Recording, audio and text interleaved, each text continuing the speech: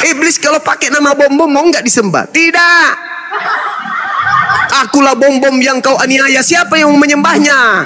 Tapi kalau dia mengatakan akulah Yesus yang kau aniaya, maka orang-orang cuples, tukang tahayul, yang mau hidup seenak perutnya saja, yang tidak mau diatur oleh Tuhannya, akan menyembah kepada Yesus yang menjanjikan keselamatan tanpa ada syarat. Paham? Salam satu Tuhan.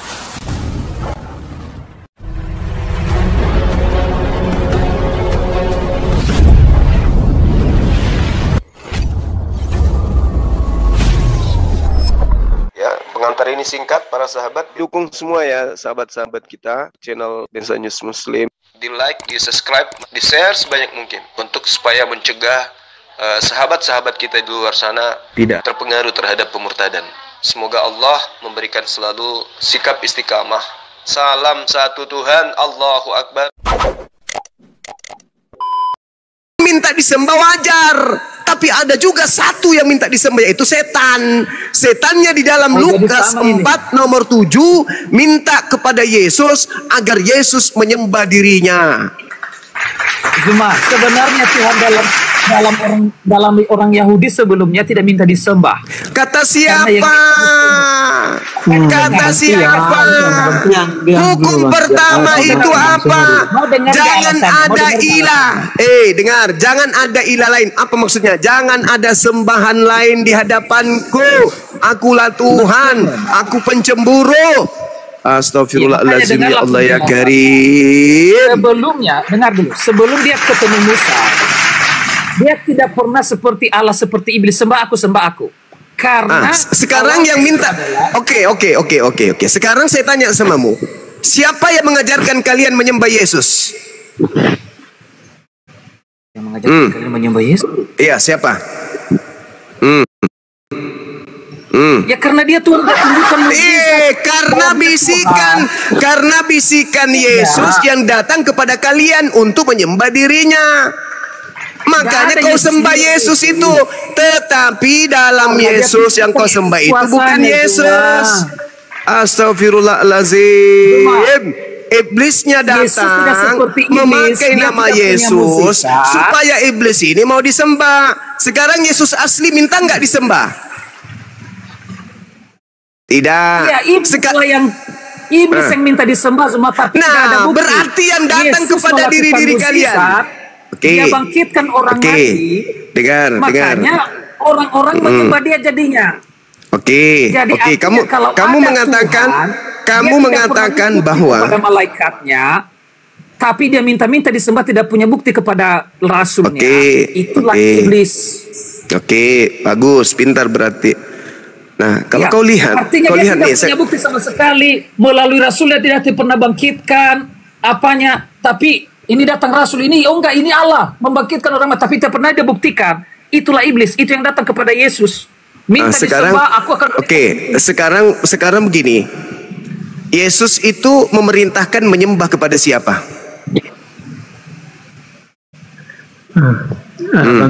Bantian. Tunggu, saudara Aldi, diam dulu. Saudara Tian dulu. Yesus mengajarkan umatnya menyembah kepada siapa? Menyembah kepada Tuhan. Tuhan. Sekarang siapa yang mengajarkan ente menyembah kepada Yesus? Ya dia disembah karena dia Tuhan, dia tunjukkan buktinya. Saya tahu, karena kau menuhankan dia. Saya bertanya sama saudara, siapa yang membisikkan hatimu melangkah ke gereja menyembah yang namanya Yesus? Siapa? Tuhan dalam saya tidak tanya konsep. Saya tidak tanya konsep. Yang saya tanya, bisikan siapa? Dengar, bisikan siapa yang muncul dalam hatimu, yang menggerakkan hatimu melangkah ke gereja menyembah sosok yang mengaku Yesus itu? Itu bisikan siapa? Tidak ada yang menggerakkan, Zuma, tapi karena jadi kau datang ke gereja itu karena kau dalam keadaan mabuk. Kau ke gereja dalam keadaan tidak sadar. Kamu sudah jadwalkan kemudian setiap minggu ke gereja menyembah yang bernama Yesus itu. Kau pikir tidak ada yang bisikkan kau untuk melakukan itu? Kau gila kah? Karena dia pernah membangkitkan orang mati, Zuma. Dia tunjukkan saudara, dengar. Alasanmu menyembah dia karena dia pernah membangkitkan orang mati. Kubantah. Yesus mengatakan dalam Yohanes 5, sabar. Yesus membantai itu, Bung. Yesus yang manusia membantai itu. Dia membangkitkan orang mati. Apa alasannya? Yesus berkata, aku punya kesaksian yang lebih penting dari kesaksian Yohanes, bahwa semua pekerjaan yang aku kerjakan, di antaranya membangkitkan orang mati. Membangkitkan orang mati itulah yang bersaksi bahwa aku adalah utusan, bukan Tuhan. Nah, tamat kau di situ kan? Berarti bukan itu yang menyebabkan kau menyembah Yesus, bukan. Tapi ada kekuatan goib, ada kekuatan gelap yang membisikkan jiwamu, pikiranmu untuk kau melangkah ke gereja menyembah dirinya yang bernama Yesus Kristus itu. Itu fakta, itu real. Itu yang namanya iman, Bang Suma. Ya itulah yang kukatakan, saudara. Itulah yang kukatakan samamu. Kalau engkau berbicara iman yang benar, saudara Mena, kalau engkau berbicara mengenai iman yang benar, apa yang kau lakukan dalam prosesi agamamu itu kudu wajib punya perintah dari Yesus. Ada perintahnya ibadah minggu? Tidak ada. Lalu bisikan siapa yang menyelimuti kalian, wahai saudara-saudaraku Kristen, sehingga kalian kompak hari Minggu menyembah kepada yang bernama Yesus Kristus itu? Katakan kepada saya, siapa yang membisikkan kalian dari alam gelap, yang memerintahkan kalian ke gereja ibadah minggu menyembah kepada yang bernama Yesus Kristus itu? Siapa yang membisikkan secara berjamaah kepada kalian? Jawab. Ingat kata Yesus, mereka akan menyesatkan banyak orang yang mengaku Yesus itu Anda. Saya tidak menyesatkan karena saya tidak mengikuti Yesus Kristus. Sekarang coba Anda dengarkan, saudara. Coba Anda dengarkan sama saya. Iblis itu merasuki orang lewat hati atau lewat mana? Lewat pikiran atau apa? Kuasanya Zuma. Makanya kenapa kan saya sudah menyembah Yesus? Saudaraku Tian. Tadi kesaksian Yesus apa? Semua mukjizat yang diperlihatkan Yesus itu untuk membuktikan kalau dia itu Tuhan atau utusan Tuhan. Jawab. Karena dia datang menyelamatkan Zuma. Saya tidak tanya itu, Saya tidak tanya alasanmu kenapa kau menuhankan. Saya sedang bertanya, semua kemujizatan yang dilakukan Yesus di tengah-tengah Bani Israel itu, menurut Yesus itu bukti kalau dia itu Tuhan atau bukti kalau itu utusan Tuhan, dirinya utusan Tuhan? Mana yang betul? Baik Zuma, percaya hanya utusan Yesus. Bagus. Berarti kenapa kau menuhankan dia? Terus kenapa kau menuhankan dia? Kalau ternyata segala mujizat yang Yesus pertontonkan di tengah-tengah Bani Israel itu fungsinya untuk membuktikan dirinya kalau dirinya utusan Tuhan.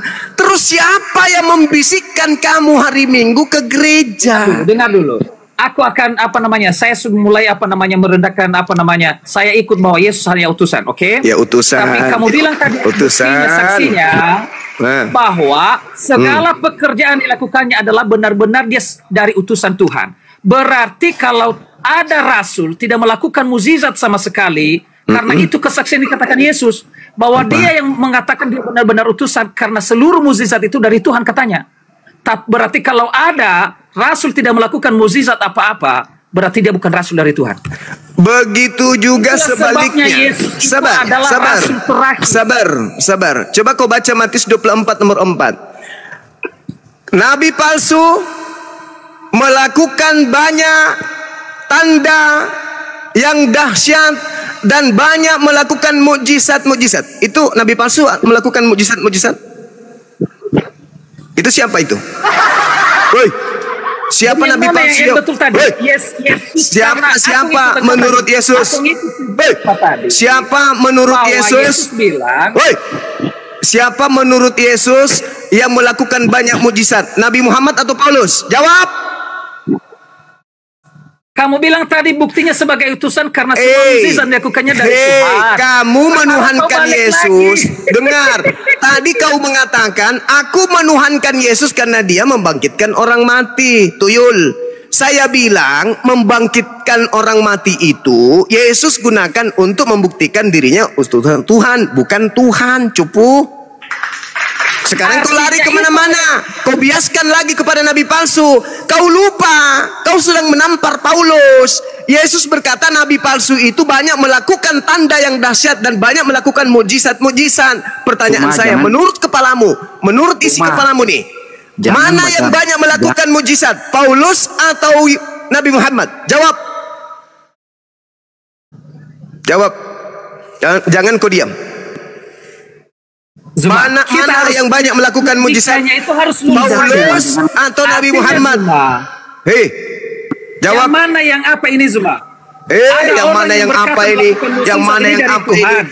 Dengar, Yesus mengatakan nabi palsu melakukan banyak tanda mukjizat dan melakukan banyak tanda-tanda yang dahsyat. Pertanyaan saya, yang mana yang banyak melakukan mukjizat? Nabi Muhammad atau Paulus? Jawab. Jangan baca dari hanya satu-satu ayat, baca dari depan. Jawab dulu, jangan mencet kelereng. Kalau menurut Yesus tadi, segala pekerjaannya itu karena dia utusan, karena Tuhan apa? Udah selesai. Hanya kebalikannya. Oke, udah selesai. Sudah selesai. Segala pekerjaan yang Yesus lakukan, bukti bahwa dia adalah utusan Tuhan. Kenapa kau lari nabi palsu? Kuclo. Kau yang sedang dibahas ini, kau yang sedang dibahas ini, kau yang sedang dibahas. Kenapa kau menyembah utusan Tuhan? Karena ada kekuatan gelap. Karena ada kekuatan gelap yang menyelimuti kalian, mengatasnamakan Yesus yang kalian sembah-sembah di hari Minggu. Itu yang menyebabkan kau menyembah yang namanya Yesus Kristus. Awas, hati-hati kau. Jangan asal kau ngomong. Itu fakta. Kami sembah tapi kami tidak teriak-teriak. Ayo gantian, kita gantian. Nggak ada hubungannya teriak-teriak. Nggak ada hubungannya teriak-teriak. Justru di dalam Bible itu perintahnya ada teriak-teriak. Disuruh nyanyi bukan teriak. Oh, disuruh teriak. Dong kau berarti kau tidak belajar Bible. Biblemu mengajarkan kau itu harus menyeru, memanggil Tuhan dengan teriak. Kamu itu membaca jangan satu-satu ayat. Kalau sudah ditunjukkan data kamu itu kalau membaca Bible jangan kau bilang tadi tidak disuruh teriak. Di dalam Lukas 18 nomor 7, tidakkah Tuhan akan membenarkan orang-orang pilihannya yang siang malam berteriak dan adakah ia mengulur-ulur waktu sebelum menolong mereka? Kamu itu baca satu-satu ayat. Aja kalau bilang aku lebih ada. Pendetamu kau suruh hadapi saya. Kalau kau tidak sanggup. Jadi sekarang lagi kembali kepada tema kita. Apa tuh? Apa yang merasuki kalian? Dengar, apa yang merasuki kalian sampai kalian di hari Minggu ke sebuah gedung menyembah yang namanya Yesus Kristus? Apa yang merasuki kalian itu? Jawab. Percaya bahwa Yesus itu Tuhan. Apa yang merasuki kalian? Ayo. Yang merasuki kalian apa? Ajaran Yesus tidak mungkin. Ayo. Ajaran Nabi Musa tidak mungkin. Ayo.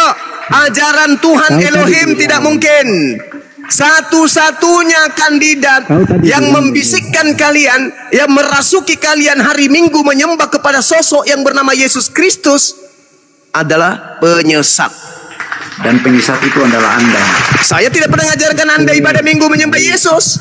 Ayo, ingat saudaraku, lembutkan hatimu. Kata Yesus, waspadalah, dengar. Waspadalah kepada penyesat yang datang memakai namaku dan berkata, akulah Kristus. Ayo, jangan kamu percaya. Sekarang kutanya dulu samamu. Ustadz di masjid memakai nama Yesus atau pendeta di gereja yang memakai nama Yesus? Jawab.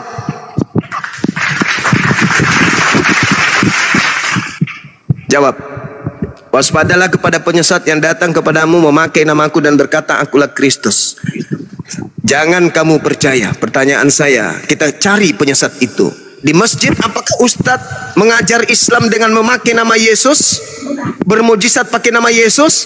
Mengusir setan pakai nama Yesus? Membaca Quran pakai nama Yesus? Atau di gereja pungut perpuluhan dengan memakai nama Yesus? Jawab. Cuma bukan memakai nama Yesus, cuma mengaku-ngaku dia adalah Mesias. Mulai ngaco. Jangan terbalikan apa. Iya, Bang Suma ini. otaknya longor, otaknya ngepet, otaknya oten kayak per mobil truk. Dibaca dalil pun tak mempan, karena dalam dirinya ada si bilisi sang pembisik. Waspadalah kepada penyesat yang datang kepadamu dengan memakai namaku. Penyesat itu datang memakai namaku. Berarti penyesat itu memakai nama Yesus. Sekarang pertanyaannya, yang datang kepada Paulus memakai nama siapa? Sekarang kalau abang tafsirkan itu gimana? Ada membawa. Saya minta. Sekarang yang datang kepada Paulus memakai nama siapa? Dia mengaku-ngaku dia utusan daripada menggantikan Yesus. Tidak ada seperti itu dalilnya. Dalilnya waspadalah kepada penyesat yang datang kepadamu memakai nama aku. Sekarang pertanyaan saya, yang datang kepada Paulus memakai nama siapa? Siapakah engkau Tuhan? Akulah bom-bom yang kau aniaya. Lolos Paulus. Sayangnya tidak begitu. Akulah Yesus yang kau aniaya. Waspadalah kepada penyesat yang datang kepadamu memakai nama siapa? Hai Yesus. Yang datang kepada Paulus memakai nama siapa? Nama Yesus. Waspada atau jangan? Yang salah di mana? Kata Yesus percaya atau jangan percaya? Yang salah di mana? Pertanyaan saya, perintah Yesusnya. Enggak, jangan keluar dulu. Yang salah ini pertanyaannya kan dalilnya jangan percaya. Pertanyaan saya, ketika ada orang yang mengaku memakai namaku, percaya atau jangan percaya? Maksudnya? Zuma, saya baca ayatnya sama Zuma. Sebab banyak orang akan datang dengan memakai namaku berkata, akulah Mesias. Ya, berarti jadi dia datang dengan mengaku-ngaku menggantikan Mesias. Dialah Mesias. Berarti dia mengaku Mesias. Dia rasul bagi umat yang apa? Oke. Sekarang, apakah Nabi Muhammad Apakah Nabi Muhammad menerima Al-Quran atas nama Yesus atau Paulus yang menerima 13 kitabnya atas nama Yesus? Jawab dengan jujur, silakan. Iya, Bang Zuma. Di sini kita buktikan bahwa Paulus yang nabi palsu apa nabi kamu yang palsu sama saya. Iya, oke. Boleh. Yang lain diam. Yang lain diam, oke ya. Yang lain diam. Kalau enggak yang lain diam. Oke, sip, Babami, diam dulu. Saya baca data dulu. Saya turunkan, silakan. Ya, saya baca data dulu. Ketika berbicara nabi palsu, di dalam pengakuan Yesus dalam Matius 7 diterangkan begini. Waspadalah kepada nabi-nabi palsu yang datang kepadamu, menyamar seperti domba, tetapi sesungguhnya mereka adalah serigala yang buas. Saya mulai bertanya nih. Domba di dalam Yeremia 50 nomor 23, nomor 17 dikatakan yang bergelar domba hanya Bani Yakub. Oke? Ketika dikatakan datang kepada kamu, pertanyaan saya, yang datang kepada murid Yesus yang menerima nasihat Yesus agar waspada kepada nabi palsu, manusia Nabi Muhammad yang mulia yang hidup di abad ke-7 yang datang pada abad pertama, atau Paulus yang memang ada di abad pertama yang datang kepada murid Yesus ngaku-ngaku bertemu dengan guru mereka? Jawab dengan jujur. Apakah Nabi Muhammad yang hidup di abad ke-7 datang di abad pertama, atau Paulus yang abad pertama datang kepada murid Yesus? Silakan Anda jawab dengan jujur. Awas kepala. Nanti saya tunjukkan data semua Bang Juma ya. Sebab Yesus berkata, setelah aku muncul nabi palsu yang membawa ajaran agama tersendiri untuk menyesatkan banyak orang ya. Astagfirullahaladzim, ya Allah ya Karim. Jangan kemana-mana, saya bacakan ayatnya ya, biar kamu tahu ya. Yang datang di abad pertama Nabi Muhammad atau Paulus? Kan kamu minta data, di sini kita mau buktikan. Enggak, kan Anda yang menawarkan tema Nabi Muhammad atau Paulus. Jangan kau kecewakan Kristen yang lain. Tadi dianggap kau itu hebat. Cuman gini, gelas mimbar. Jangan kau dulu gelas mimbar gereja. Di sini santai.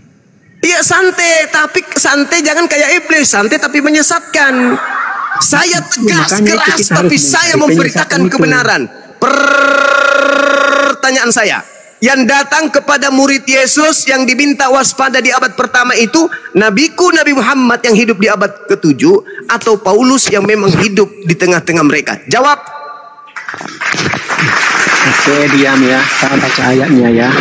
Ya, biar orang semua tahu bahwa Paulus itu adalah rasul yang diutus langsung oleh Yesus ya, dan bukan dia ketemu sendiri sama Yesus, tapi banyak saksi. Karena yang bertemu dengan murid Yesus itu siapa Diam, waspadalah terhadap nabi-nabi palsu yang datang kepada kamu. Kamu itu dengar dulu.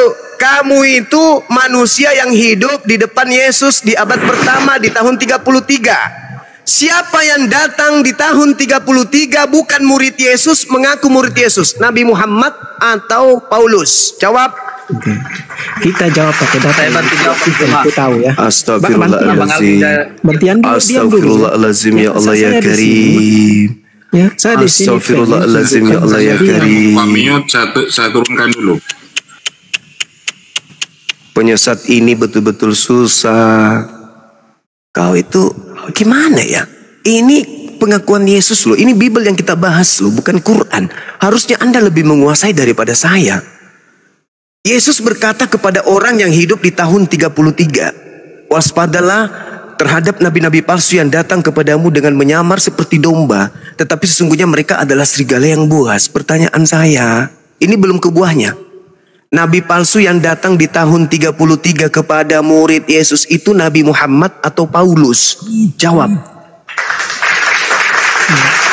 Oke, ya di sini saya baca pakai dalil ya, biar semua orang tahu ya. Jangan kemana, jangan kau takut. Kita langsung aja dibaca Aldi, siapa yang bawa ajaran baru itu? Yesus kayak agama Kristen atau Paulus yang membawa agama Kristen?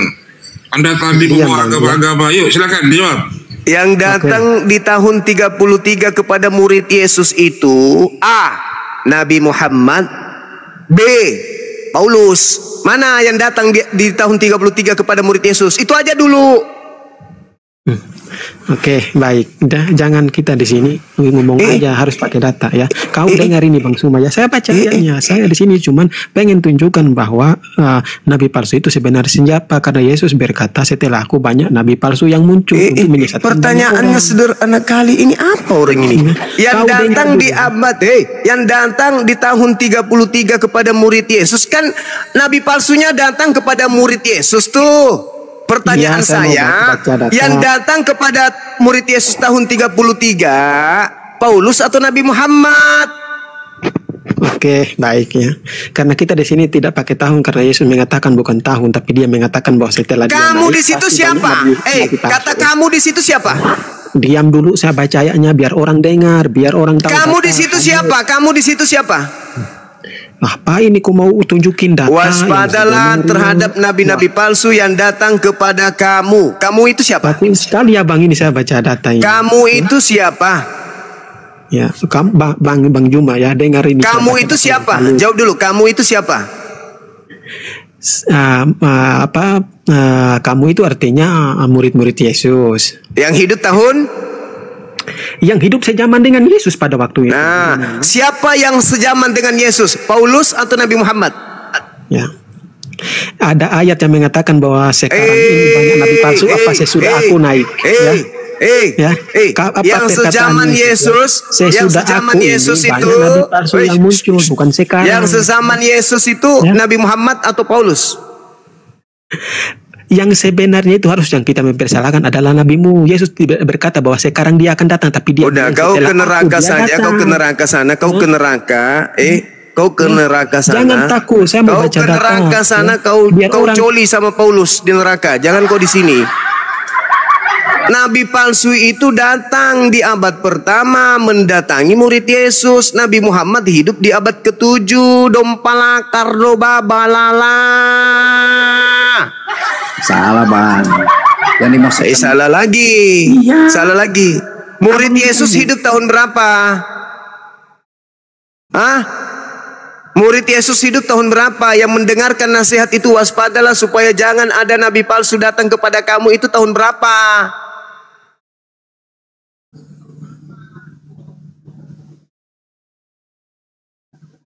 Woi, belut listrik, jawab. sama-sama dengan Yesus, murid-murid Yesus. Nah, sama. Siapa yang datang pada zaman Yesus? Paulus atau Nabi Muhammad? Nah, gini, coba pahami Enggak dulu. enggak gini. Kamu itu muter aja ke sana. Kau yang mutar. Yang datang pada zaman Yesus, Nabi Muhammad atau Paulus?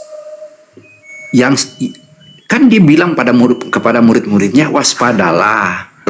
Karena ada orang yang akan datang mempergunakan namaku. Sama dengan saya gini, Bang Suma Nabi bilang kepada palsu. saya, oh, iya, nabi palsu. Matius 7:15. Baca. Waspadalah terhadap nabi-nabi palsu yang datang kepada kamu, Itu dia bicara menyamar kepada siapa? kepada muridnya yang hidup Iya. di tahun 33. Hidup pada muridnya sama dengan saya hidup sama Bang Suma. Bang Suma bilang kepada saya gini, kamu Nah, waspada. berarti jangan penyesatnya ada orang datang kepada bawa kamu. nama. Penyesatnya adalah kamu. Berarti penyesat itu datang kepada kamu kan? Nanti kan? Iya, sekarang ini kan dikatakan waspadalah terhadap nabi-nabi palsu yang datang kepada kamu. Kamu di situ Ya. siapa? Kamu di situ adalah murid-muridnya waktu itu. Ah, berarti penyesatnya datang kepada siapa? Kepada murid-muridnya. Nah, siapa yang datang kepada muridnya? Nabi Muhammad atau Paulus? Tergantung siapa yang bawa nama Tuhan. Yang salah mempergunakan nama Tuhan. Bisa Paulus. Kuulangi lagi sebelum Ya, saya bilang. pantatmu kutusuk pakai linggis panas. Jangan, Bang. Siapa yang datang kepada Biasa, murid Bang. Yesus pada kala itu? Paulus atau Nabi Muhammad? Kan? Jadi kan bicaranya kan bukan untuk waktu itu saja. Oh ya udah, kau Sekarang turun, juga. kau ke gereja, kau buka celanamu depan pendeta, perlihatkan anusmu, Pak. Pak Pendeta tolong jilat ini, Pak. Kau turun sekarang, kau pergi. Awas, nanti minggu depan laporkan ke saya gimana rasanya. Kau itu susah sekali diajak waras, tetap aja mau gila permanen. Udah dewasa pun, udah berjenggot atas bawah, masih bodoh. Bible padahal yang dibaca, belum lagi kitab suci yang lain. Dasar korban penyesatan semua ini. Udah jelas-jelas datang kepada kamu di abad pertama. Siapa yang datang di abad pertama? Siapa yang datang di tahun 33? Nabi Muhammad. Otak kamu sengklek memang. Proper gila kan? Nah, itulah yang Al-Quran katakan. Yukhadi'una Allah walladzina amanu wa ma yakhda'una illa anfusahum wa ma yas'urun. Mereka orang kafir ingin menipu Allah, ingin menipu orang-orang beriman, padahal sesungguhnya mereka hanya menipu diri mereka sendiri. Kalian itu yang kena. Udah jelas-jelas di situ dikatakan waspadalah kepada nabi-nabi palsu yang datang kepada kamu. Siapa yang datang kepada murid Yesus? Paulus atau Nabi Muhammad? Susah kali kau lindungi itu. Tapi menarik loh ayat ini Bang Zuma. Artinya ada domba dengan serigala berbulu domba. Oke, siapa Apakah- yang bergelar serigala? Nabi Muhammad atau Paulus? Nah, lihat perilakunya. Dia Bukan, seolah-olah gelar dulu, katanya gelar kasih, dulu. kasih, tapi dia membunuh. Gelar dulu. Kalau domba itu kan gelarnya Bani Israel. Yeremia Bukan 50. Shh. Yeremia 50 itu gelar untuk Israel. Domba. Bukan di luar Israel. Di luar Israel yang datang kepada Israel itu serigala. Nah, sekarang pertanyaannya, siapa yang bergelar serigala di Bible? Paulus atau Nabi Muhammad? Jawab. Tinggal dilihat perilakunya Zuma. Jangan lihat perilaku. Dia Hei, serigala jangan berbulu kau lihat domba. perilaku. Hei, jangan kau lihat perilaku. Kau lihat dulu siapa yang bergelar serigala di Bible. Nabiku atau Paulus? Sebenarnya bukan gelar ini, adalah perilaku di sini. Astagfirullahalazim, ya Allah ya Karim. Dia seolah-olah domba, Susahnya tapi dia memakan. Susahnya Dia membunuh. ngajarin Itu orang yang sudah Cuma. terjerat Hei saudara, di Yeremia 50 saudaraku, diterangkan dalam kitabnya orang Yahudi. Bacakan samamu ya, supaya kamu itu bisa sehat. Israel adalah domba. Israel adalah domba. Israel adalah domba. Oke, sekarang Baik bersama. iya, Israel adalah domba. Paulus adalah serigala. Bukan. Dia Dalilnya begitu. Dalilnya. Domba. Hei, dalilnya. Kutunjukkan dalilnya kalau Paulus itu serigala. Mau? Iya, sebenarnya bukan gelar ini di sini. Astagfirullahaladzim. Dia, dengar, dia dalilnya kau baca. Dengar dalilnya. Dengan memakai bulu domba. Waspadalah terhadap nabi-nabi palsu yang datang kepadamu menyamar domba. Menyamar keturunan Israel, tetapi sesungguhnya dia adalah serigala. Kejadian 49, keturunan Benyamin berlaku seperti serigala. Kejadian 49 nomor 27. Benyamin adalah serigala. Benyamin adalah serigala. Di dalam pengakuan Paulus Filipi 3 nomor 5, aku adalah keturunan serigala Benyamin. Apa itu serigala? Ya, kalau konteksnya Pak Bang Zuma di situ, tapi sebenarnya di sini adalah perilakunya adalah serigala memakai. Udah memenuhi syarat. Syarat pertama sudah dipenuhi. Oke, syarat pertama sudah dipenuhi oleh Paulus. Dia adalah serigala. Makanya di sini sebenarnya tinggal lihat tingkah lakunya Zuma. Apakah serigala ini memakan temannya, membunuh? Apakah Paulus pernah membunuh setelah dia mengikuti Yesus? Tinggal itu aja. Karena yang dipertentangkan antara domba dan serigala, mangsa. Menyamar, yang menyamar. Sekarang begini, saudara, sekarang begini, sekarang begini, siapa di antara Islam dan Kristen, antara pengikut Nabi Muhammad atau pengikut Paulus yang nyamar-nyamar sebagai Yahudi rohani itu siapa? Ya, tinggal lihat. Itu makanya mau siapapun tapi dia berkata ajaranku kasih karena Yesus siapa, itu ajarannya kasih. Itu pertanyaan pertama. Siapa antara Islam dan Kristen yang menggunakan terjemahan kitabnya Yahudi biar dianggap Yahudi? Islam atau Kristen? Apakah hanya konteksnya itu cuma atau jangan-jangan juga kami yang melanjutkan seluruh ajaran nabi-nabi? Kan ada juga agama yang ketiga, siapa yang katanya kiblatnya ke Israel, Islam atau Kristen? Kami nggak berkiblat ke apa? Kristen juga berkiblat ke sana. Bukan.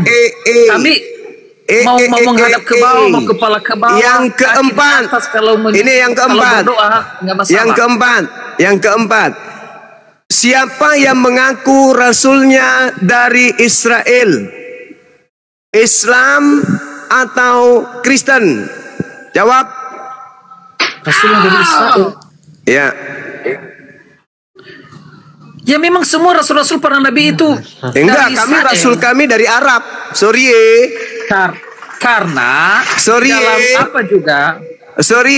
Karena telah diberikan kepada keturunan yang rasul kami dari Arab. Yang bukan Yahudi ngaku rasulnya dari Israel, yang bukan Yahudi ngaku rasulnya dari Yahudi siapa? Islam atau Kristen? Berarti yang artinya Bang Zuma yang mengaku rasulnya dari Yahudi dari Israel salah. Dari keturunan Isa Yakub. Salah enggak? Itu rasul Israel untuk mereka Bani Israel. Tapi ada di luar Israel yang ngaku-ngaku rasulnya dari sono. Ayo, siapa? Islam atau Kristen? Kan yang nyamar. Para nabi itu kan melalui bukan Paulus.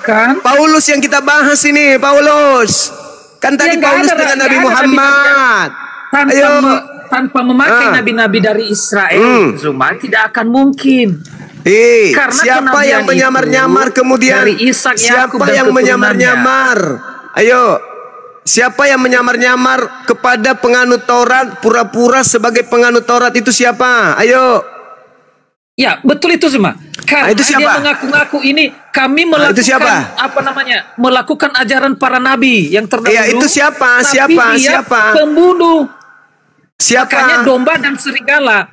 Iya, siapa yang menyamar-nyamar katanya dia ini adalah pelaku Taurat, padahal dia bukan pelaku Taurat. Ayo, siapa itu? Orang Kristen siapa? tidak pernah.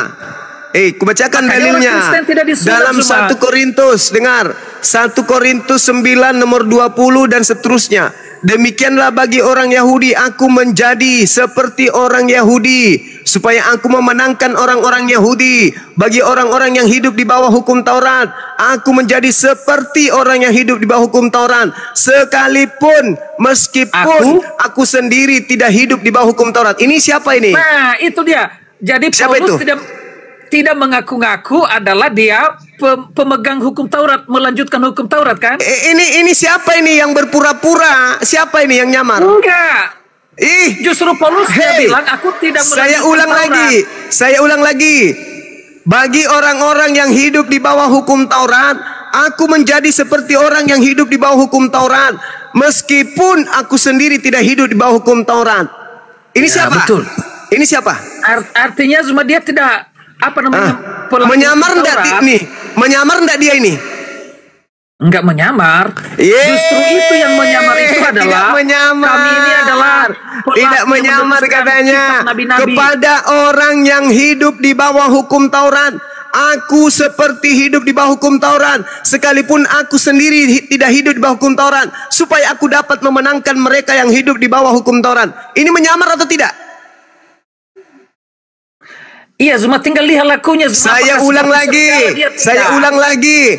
Ini menyamar atau tidak?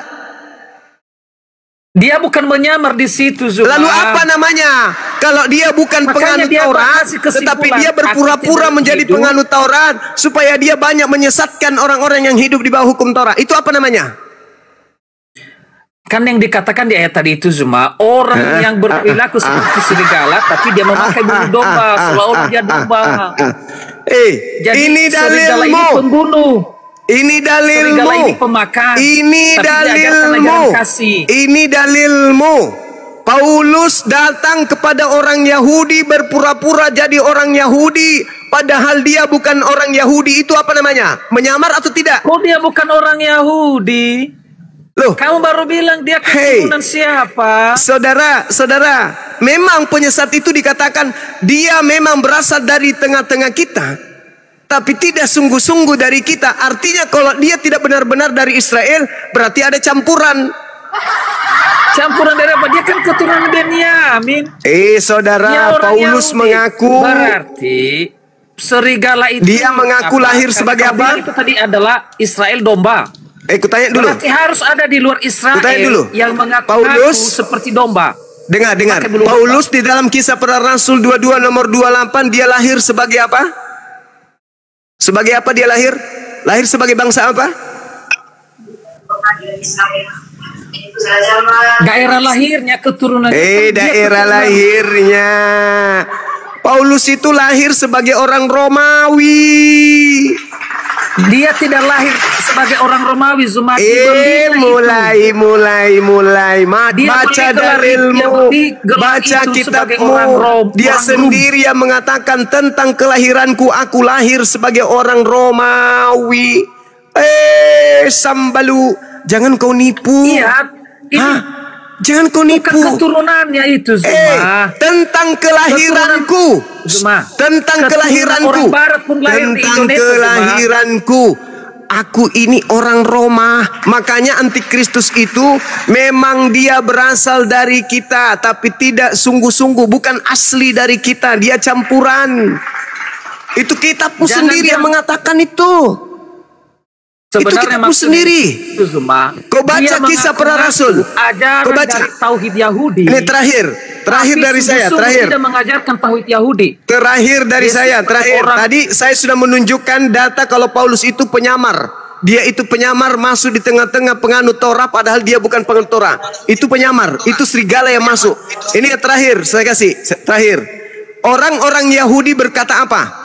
Telah nyata kepada kami orang Yahudi bahwa Paulus ini adalah penyakit sampar, seorang yang menimbulkan kekacauan di antara semua orang Yahudi di seluruh orang yang beradab. Ayo, dia berasal dari tokoh Kristen. Dia yang mengacaukan. Ya, tapi dia tidak pernah membunuh kan Zuma, justru dia mengacaukan. Siapa bilang dia tidak pernah membunuh? Siapa bilang dia tidak membunuh? Siapa bilang? Mengikuti Yesus. Siapa bilang dia tidak membunuh? Setelah menerima ajaran Yesus. Setelah dia menerima ajaran Yesus, yang dibunuh apa? Nggak ada. Akal yang dimatikan. Akal yang dimatikan dan juga firman Tuhan dimatikan. Pengakuannya baca di dalam 2 Korintus. Saya bacakan samamu. 2 Korintus 10 nomor 5. Aku membinasakan setiap pemikiran manusia dan merubuhkan ketinggian pengetahuan Tuhan. Aku Paulus membinasakan, membunuh pemikiran manusia dan merubuhkan ketinggian pengetahuan Tuhan. Setelah dia membunuh jasad, dengar. Jangan ubah-ubah ayat-ayat mana. Dengar. Setelah Paulus itu membunuh jasad, berikutnya dia lebih ganas lagi, membunuh akal sehat manusia. Itu janganlah bodoh-bodoh. 2 Korintus 10 nomor 5. 1 Korintus 1:19. Aku menghilangkan kecerdasan orang-orang terpelajar dan kemampuan berpikir cerdas aku lenyapkan. Jangan kau ajarin saya Bibelmu. Kakekmu baru belajar berjalan, aku sudah tamat pengetahuanku tentang Bibel. Kami mematahkan setiap siasat orang dan merusak setiap kubu yang dibangun. Kau baca, siapa yang bisa buka kamera di sini? Ada yang bisa buka kamera? Kita buktikan kalau lagi-lagi lembaga Bibel Indonesia itu melakukan kesalahan yang disengaja. Buka 2 Korintus 10 nomor 5. Adinda Alif. Kita buktikan kalau Paulus itu membunuh akal. Bahkan Tuhan pun firman-Nya dibunuh oleh Paulus. Silakan buka kamera, kita buktikan. Kenapa orang Kristen itu tidak menggunakan otak di dalam beragama? Karena Paulus memang sudah membunuh akal mereka. Dalil yang membuktikan itu. Bukan saya, dalil. Tapi disembunyikan oleh lembaga Bibel Indonesia. Kenapa orang Kristen rela menyembah kemudian manusia bernama Yesus? Bahkan rela menyembah makhluk yang keluar dari kubur. Karena mereka tidak menjadikan akal sebagai panutan dalam beragama. Kenapa? Karena Paulus sudah menghilangkan itu. Di Alkitab Sabda, Dek, supaya kita bisa lihat langsung ke original teksnya. Oh, siap. Itu, baca-baca itu. Kami mematahkan setiap siasat orang dan siasat itu penipuan yang dibangun oleh keangkuhan bukan manusia. Siasat di situ. Yang menentang pengenalan akan bukan Allah. Siasat, logismos.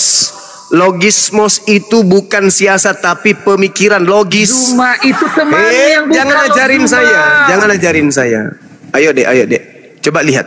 Di situ kata siasat apa bahasa Yunaninya? Di sini ada yang menggunakan kata pemikiran-pemikiran dalam pemikiran, logis. Nih. Ayo. Bahasa Yunaninya. Kami meruntuhkan pemikiran-pemikiran.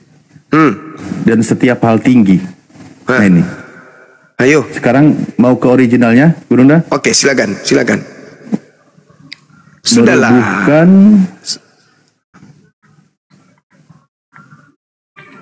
Oh, pengetahuan. Ngeri kali ya. Pengetahuan yang menentang pengenalan akan Allah itu yang dipatahkan oleh Paulus. Kamu banyak cerita. Karena ada ayat selanjutnya itu yang menentang. Ini berapa? Ini yang mana, Dek? 2 Korintus 10 ini ya? 2 Korintus 10. Di situ dikatakan apa? Ya? Katereo, membinasakan pemikiran manusia. Ini. Kita klik. Logismos. Apa itu logismos? Siasat. Siasat. Siasat. Atau? Nih. Pemikiran. Siasat, logis pikir yang menyesatkan. Logis itu pemikiran. Terus iya Zuma. Kalau dibahas apanya? Berarti Paulus mematikan logika manusia. Hei, dalilnya itu Paulus mematikan logika manusia. Bukan hanya sampai di situ. Coba dilanjutkan, Dek. Iya, pemikiran dan merubuhkan. Apa yang dirubuhkan? Apa yang dirubuhkan? Apa yang dirubuhkan Pemikiran kemudian? yang meninggikan diri. Apa yang dirubuhkan yang kemudian? menentang pengenalan akan Allah. Tidak ada itu. Coba dilanjutkan. Oleh Paulus ini yang mau dirubahkan Dan oleh Paulus. Merubuhkan Ada pemikiran yang ketinggian meninggikan diri. pengetahuan siapa? Pengetahuan siapa yang dirubuhkan oleh Paulus? Akan Tuhan ya. Ah, Ini kan kita buka Original di sini originalnya. iya. Oke. Meruntuhkan pikiran-pikiran dan setiap hal tinggi yang dibangun oleh Tuhan. Akan hal Tuhan. Jadi semua pengetahuan tentang Tuhan itu dirubuhkan oleh Paulus. Jadi mending dia membunuh sampai kiamat daripada otak manusia dibunuhnya.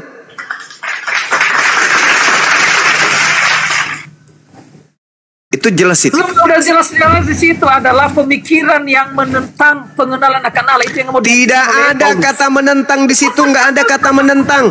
Coba tunjukkan kata menentang di sana, ada nggak? Adek, Dinda Alif, ada nggak? Tadi barusan ditunjukkan oleh abang itu Daten. Mana kata menentang di situ, mana? Aduh. Tunjukkan. Nih, kata-kata nggak ada di sini. Mana menentang? Itu kata itu artinya Coba. kan Mana menentang di situ, tunjukkan Kita ke lihat saya. dari bahasa Yunaninya. Coba bahasa Indonesianya aja dulu, Dek. Dia Oh, mau yang cari bahasa kata Indonesianya. menentang. itu Ada nggak kata yang menentang? udah yang ke bawah dulu. Mana? Bukan. Mana kata menentang? Mana Nih. kata menentang? Mana? Bawah lagi Kami- bawah tadi enggak ayat per ayatnya. Mana kata menentang? Setiap siasat orang dan merubuhkan setiap kubu yang dibangun oleh keangkuhan manusia. Mana ada kayak gitu? Mana ada? Mana ada? Mana ada? Aduh, banyak. Mana coba di situ ada nggak? Ya, adalah ya. Nggak Maka ada. dibilang di situ. Dinda Alif coba baca yang jelas, Dek. Yang ini ya, yang terjemahan. Iya. Oke. Kami mematahkan setiap siasat orang dan merubuhkan setiap kubu yang dibangun oleh keangkuhan manusia. Oke, ada kata keangkuhan. Ada kata keangkuhan. Menentang pengenalan Ada. akan Allah. Ada. Sekarang kita buktikan original teksnya kata keangkuhan ada nggak? Silakan. Hah. Ada. Ya silakan cari. Di mana coba? Coba cari kata keangkuhan itu ada nggak? Keangkuhan. Eparomenon. Di mana di sini? Ada nggak Nomor kata berapa? keangkuhan? Coba serang nomornya nomor berapa? Itu bawa lagi keangkuhan. Bawa penanya. Mana? Eparomenon. Pas itu. Ini. Ya, keangkuhan manusia. Coba. Eparomenon.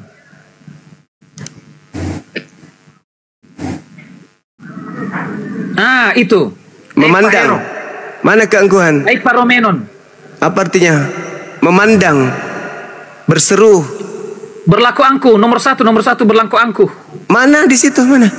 Itu di bawah Memandang berseru. Berserulah. Berlaku angkuh. Dia kesini kali. Berlaku angkuh mana? Itu berlaku angkuh itu yang mana? Coba. Makanya Memandang katanya berseru. bukan hanya epairo Tidak tadi. ada itu nggak ada. Itu Tidak di ada. atas eparomenon. Kami mematahkan, membinasakan. Jangan gitu kali Kata lah. Reo setiap siasat pemikiran manusia. Coba. Yang dibangun oleh keangkuhan manusia. Tidak ada kata keangkuhan di situ, nggak ada. Jangan kayak Tidak gitu ada kali kata lah. keangkuhan. Kacau kita kayak gitu kalau. Tidak ada, coba. Itu berseru. Yang berseru kemudian pemikiran logismas manusia dan merubuhkan ketinggian. Hopsoma, pengetahuan, gnosis Tuhan, theos. Bukan dong. Makanya apa? Kaipan hipsoma eparomenon. Dan setiap pemikiran yang menyombongkan diri. Tidak ada. Tidak ada. Nggak ada seperti itu, nggak ada. Nggak ada membinasakan setiap pemikiran. Membinasakan setiap pemikiran. Coba Dek kembali ke perjanjian ke terjemahan lama baru. Pemikiran apa yang dipatahkan oleh Paulus? Setiap pemikiran manusia.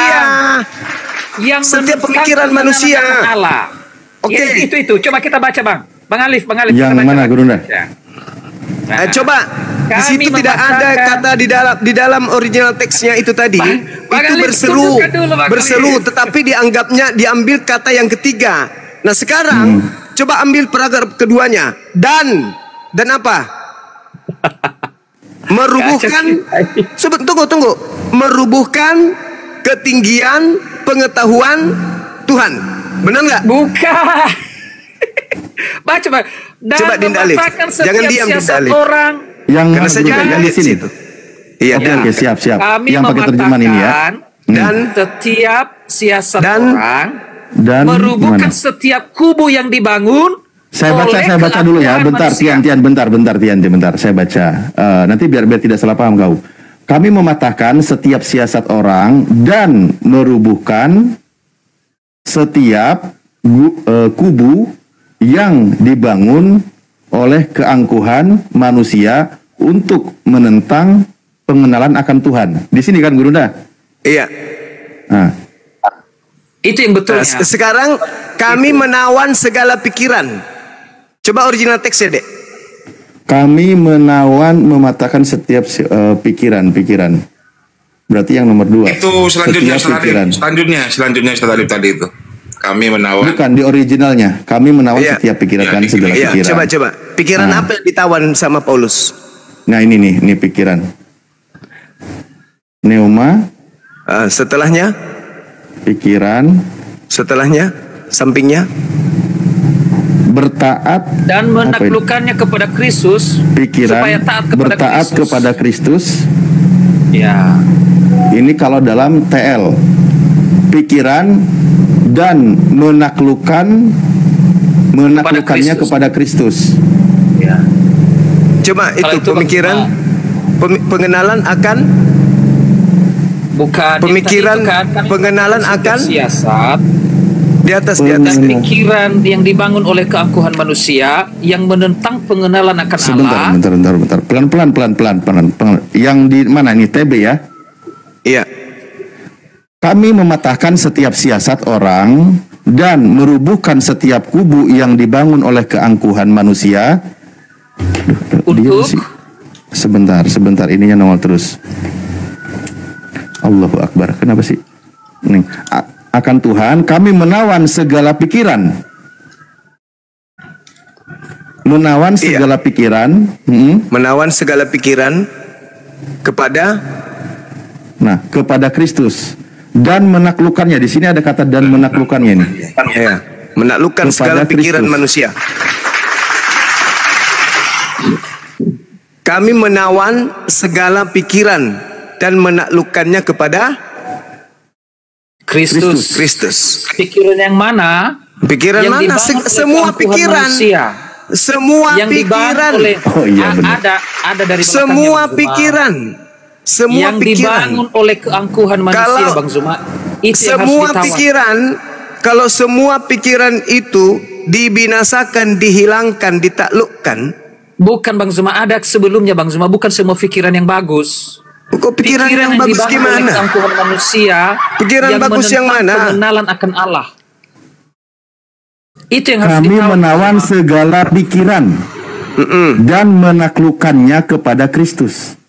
Iya, sebelumnya jadi tidak ada lagi fungsi logis, tidak ada fungsi logis lagi, karena semuanya ditawan menuju kepada pengenalan akan Yesus. Makanya orang yang menuhankan Yesus logikanya tidak main. Jadi ada di terjemahan ini juga nih. Iya. Itu maksudnya. Jadi orang yang ditawan oleh Paulus untuk menyembah Yesus itu logikanya habis, mati dia. Gak ada lagi. Menundukkan semua pikiran supaya mematuhi Kristus. Iya, pikiran apa yang ditawan oleh abangku? Semua pemikiran. Makanya dengar. Ketika berbicara yang lain kalian masih berlogika. Tapi ketika berbicara mengenai Yesus, logika kalian hilang, habis logika kalian itu.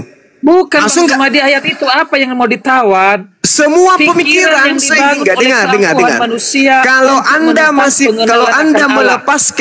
Anda melepaskan pemikiran Anda yang ditawan Paulus terhadap Yesus, Anda tidak mungkin menuhankan Yesus. Karena Yesus itu manusia. Tidak mungkin ada manusia yang berpikir, tidak mungkin ada manusia yang berpikir bisa menyembah sesamanya manusia. Tidak mungkin. Pasti karena ada yang menghilangkan akalmu sampai kau mau menyembah dia. Begitu juga dalam 1 Korintus 1 nomor 19. Coba dek.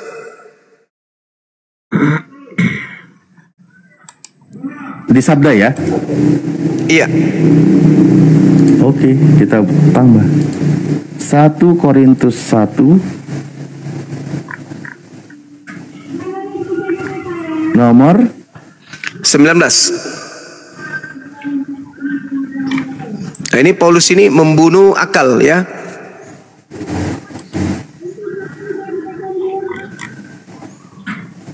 Aku akan membinasakan hikmat orang-orang berhikmat dan kearifan orang-orang bijak akan kulenyapkan. Nah, sekarang gini dek. Coba lihat original teksnya.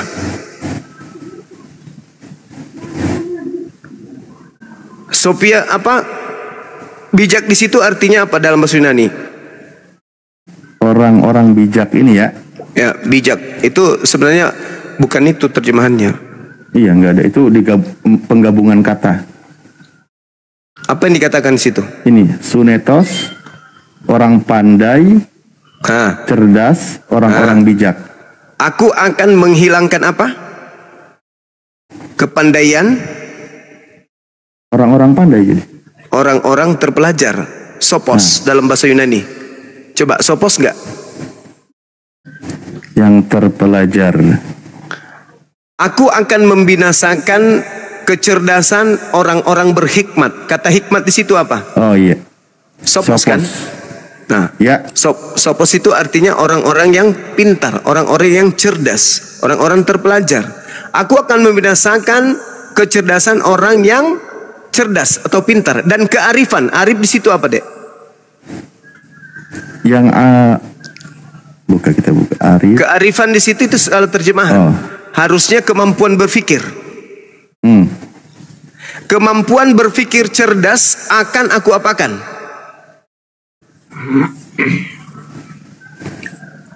Pengertian akan kecerdasan, kearifan, pengertianku.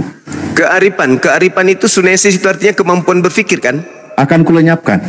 Akan kulenyapkan. Kemampuan berpikir akan aku lenyapkan. Itu masih kurang. Bang Zuma, makanya Bang Zuma kalau baca Alkitab dia tidak hanya ayat per ayat. Itu kalau kamu baca ayat selanjutnya. Bukan. Di 1 Korintus 1:19 itu terlalu jauh menyimpang dari bilang, isinya. Baca ayat 20 dengarkan. Nanti kamu akan mengerti. Aku akan membinasakan hikmat orang-orang berhikmat dan kearifan orang-orang bijak akan kulenyapkan. Padahal bukan itu artinya. Dia mau menghilangkan kecerdasan. Bukan. Arti yang sesungguhnya adalah, dengarkan, arti yang sesungguhnya adalah, aku akan menghilangkan kecerdasan orang-orang terpelajar dan kemampuan berpikir cerdas akan kulenyapkan. Itu arti yang sesungguhnya. Artinya, setelah Paulus ini kemudian membunuh jasad, selanjutnya dia membunuh akal manusia. Makanya disebut penyesat. Yang disebut penyesat itu adalah orang yang tidak bisa lagi berpikir, orang yang mematikan logika. Itu orang sesat. Makanya Yesus mengatakan waspadalah kepada penyesat. Artinya waspadalah kepada orang yang akan datang mematikan logikamu. Orang cerdas tidak akan mungkin sesat. Tapi kalau kecerdasan sudah dihilangkan, kepintaran sudah dikebiri, maka orang akan sesat. Itu dalil. Bung. Makanya Bang Zuma, kalau teman-teman muslim semua baca Alkitab hanya ayat per ayat, ya susahlah. Itu begitu Alkitab, juga kalau Kristen ada hanya membaca pakai dogma. Begitu juga kalau tidak pernah membaca Bible.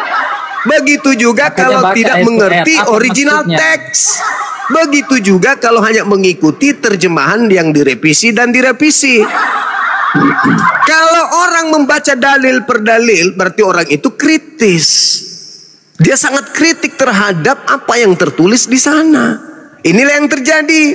Aku akan membinasakan, menghilangkan kecerdasan orang-orang terpelajar dan kemampuan berpikir cerdas akan kulenyapkan. Coba Anda lihat, ada yang profesor, ada yang doktor, ada yang kemudian master. Begitu mereka disebut Kristen, kemana mereka pergi hari Minggu? Ngapain dia di sana? Menyembah sosok manusia atau makhluk yang juga bertuhan. Hilang kecerdasan, hilang kepintaran, hikmat orang bijak kemudian seketika lenyap. Kenapa? Karena memang sudah dihilangkan oleh Paulus. Makanya kalau membaca Alkitab, baca jangan Anda katakan, jangan Anda katakan bahwa saya salah.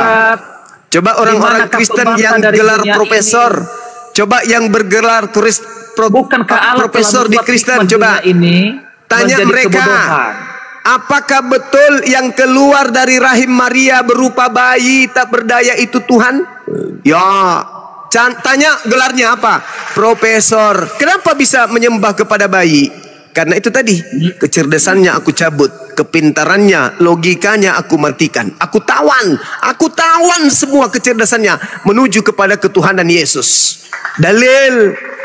Kalau kita lihat pakai dasi, cerdas dia. Di keteknya ada buku. Setiap hari kemudian di kantong baju ada pulpen yang mahal.